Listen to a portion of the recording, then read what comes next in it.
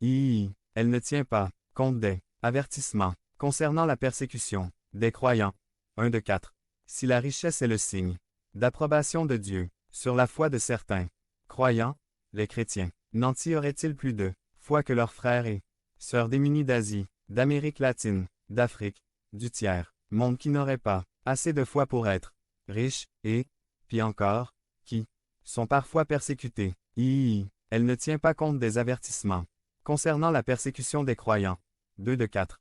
Selon un article publié en janvier 2021, chaque jour, 13 chrétiens dans le monde sont tués à cause de leur foi. Chaque jour, 12 églises ou bâtiments chrétiens sont attaqués. Et chaque jour, 12 chrétiens sont injustement arrêtés ou emprisonnés, et 5 autres sont enlevés. Elle ne tient pas compte des avertissements concernant la persécution des croyants.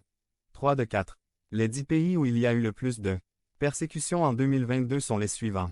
Afghanistan, Corée du Nord, Somalie, Libye, Yémen, Érythrée, Nigeria, Pakistan, Iran, Inde. Elle ne tient pas compte des avertissements concernant la persécution des croyants. 4 de 4. Les causes de persécution sont, entre autres, les suivantes. Oppression islamique 29 pays. Oppression clanique 6 pays. Paranoïa dictatoriale 5 pays. Nationalisme religieux 3 pays. Oppression communiste et personnes tuées par Boko Haram ou communiste 3 pays. Criminalité. Nigeria. N'avait-elle pas organisé et corruption 2 pays. Suffisamment de foi. 4. Elle ne tient pas compte des indications bibliques sur la situation réelle du peuple de Dieu. 1 de 3.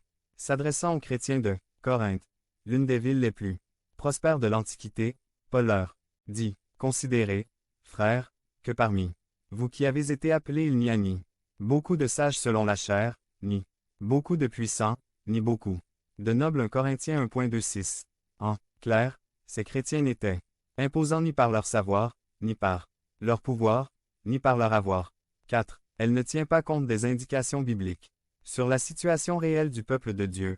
2 de 3. Voici ce que nous lisons à propos des héros de la foi.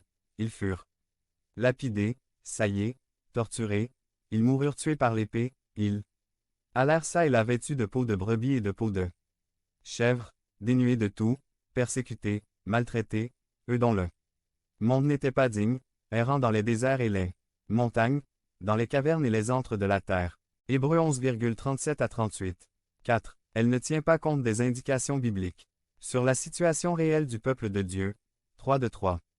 La proclamation de l'évangile de la prospérité telle que décrite tantôt ne reflèterait-elle pas de la naïveté, bénie matériellement par Dieu, vivant dans un contexte